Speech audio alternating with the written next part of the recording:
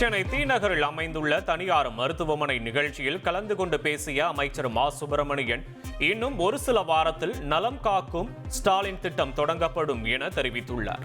இதுகுறித்து விளக்கமளித்துள்ள அவர், கலைஞரின் வரும் முன் காப்பும் திட்டத்தை கொஞ்சம் மெருகேற்றி நலம் காக்கும் ஸ்டாலின் திட்டம் உருவாக்கப்பட்டுள்ளதாகவும், இதன் மூலமாக இலவச முழு உடல் பரிசோதனைகள் நடைபெறும் எனவும் தெரிவித்துள்ளார்.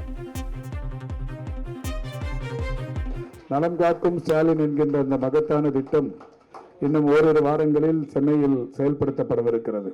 கலைஞரின் வருமுன் காப்போம் என்கின்ற வகையில் சேலம் வாழப்பாடியில் ஒரு புதிய திட்டம் தொடங்கி கடந்த 4 ஆண்டுகளில் அந்த திட்டம் மிக சிறப்பாக சென்று கொண்டிருக்கிறது.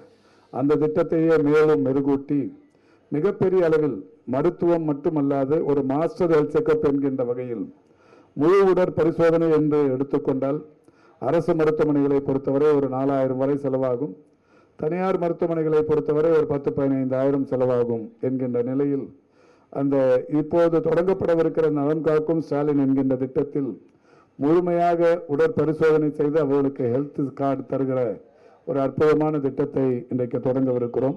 உங்கள் தந்தி ஒன் தொலைக்காட்சியில் அண்ணாமலை தினமும் மதியம் 12 மணிக்கு காண தவறாதீர்கள்.